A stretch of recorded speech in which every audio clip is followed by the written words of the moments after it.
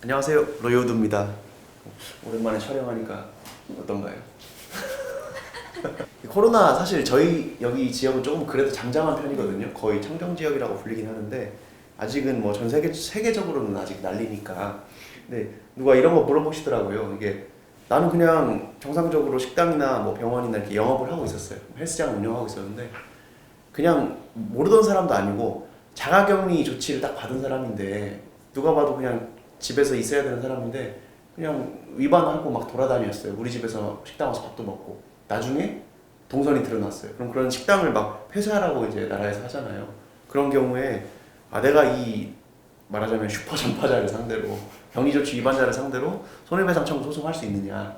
청구를 할 때 불법 행위에 의한 손해배상을 청구할 것 같아요. 네. 그러면 흔히 고의 혹은 과실이 있어야 되고 위법성이 있어야 되고 그 다음 손해가 있어야 되고 그 위법한 행위와 인과관계가 있어야 하죠.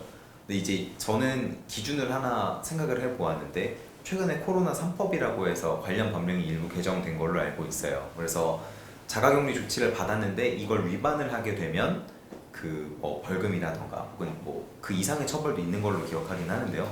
이제 이렇게 처벌할 수 있게 되었거든요. 그러면 그 이전과 이후의 차이가 가장 큰 게 뭐라고 저는 생각을 하냐면 본인이 코로나19라는 질병을 걸린 상태에서 돌아다닌다고 해도 본래는 위법한 행위가 아닙니다.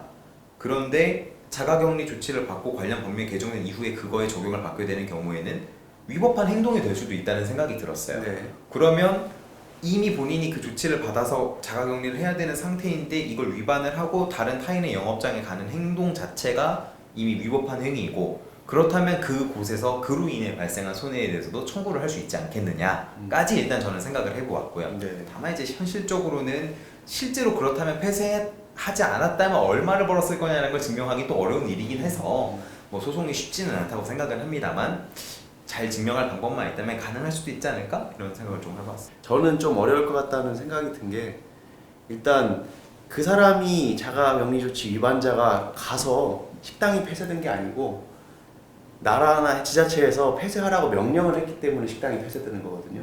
그러니까는 실제로는 지자체에서 어떤 조치를 취했기 때문에 폐쇄된 거기 때문에 사실상 그 인과관계가 어느 정도 단절이 된다는 거죠.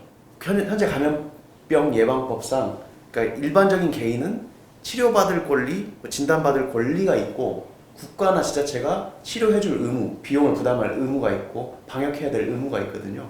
물론 이제 자가격리 조치를 처분할 수 있고 지자체가 처분할 수 있고 그걸 위반하면 형사처벌 받게 법도 돼 있어요. 그건 그런 점에서 위법한 행위는 맞는데 그 사람의 동선에 대해서 구체적으로 문을 닫고 영업을 하지 말아라 라고 명령을 하는 주체가 지자체이기 때문에 이 지자체로 인한 손해가 되는 거죠.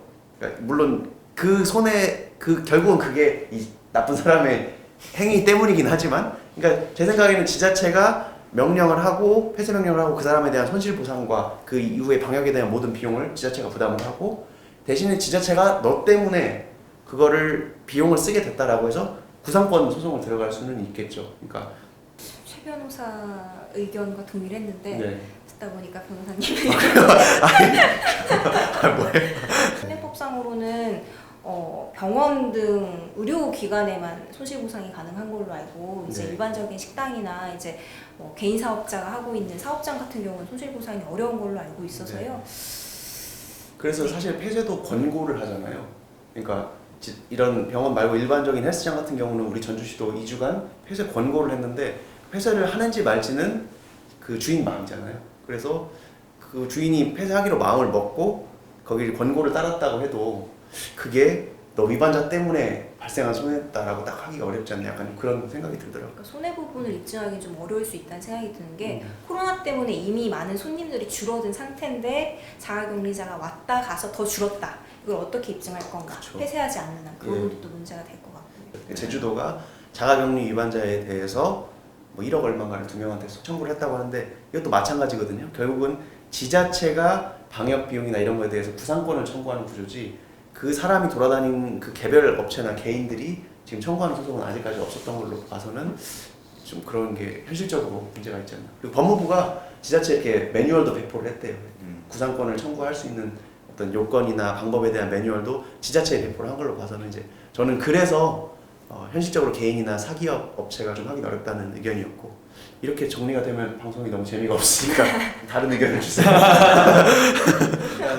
저도 사실 결론적으로는 손해액을 증명하는 게 굉장히 어렵다고 생각은 해요. 다른 네. 부분을 다 떠나서 기본적으로 말씀하신 대로 코로나로 인해서 이미 다른 곳의 매출도 다 떨어진 상황이고 또한 뭐 경우에 따라 뭐 2주 휴업을 한 곳이 있고 뭐 한 달 휴업을 한 곳이 있고 왜냐면은 어차피 이미 모든 신용을 잃어버린 상태에서 금방 다시 연다라고 해서 회복할 수 있는 것이 아니니까 그러면은 그 손해의 기간을 어디까지로 잡을지를 사실 재단하기가 되게 어렵잖아요. 예를 들면 그 손해도 소송에서 인정을 받으려면 이제 내가 이런 행위를 했을 때 통상적으로 발생하는 손해는 당연히 배상을 해야 되지만 뭐 그게 아니고 특별한 손해는 이제 내가 알았거나 알 수 있어야 배상이 되잖아요. 그러니까 그런 그 손해가 어디까지 인정할지 범위를 정하는 게 소송에서는 실제로 들어간다면 어려울 것 같고 밝혀진다고 해도 굉장히 소액일 거라서 뭐 변호사 선임비보다도 더 적게 되지 않을까.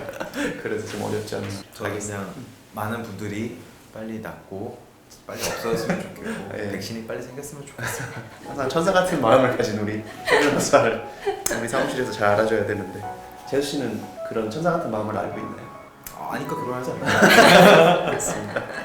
네, 여기서 마치겠습니다. 감사합니다.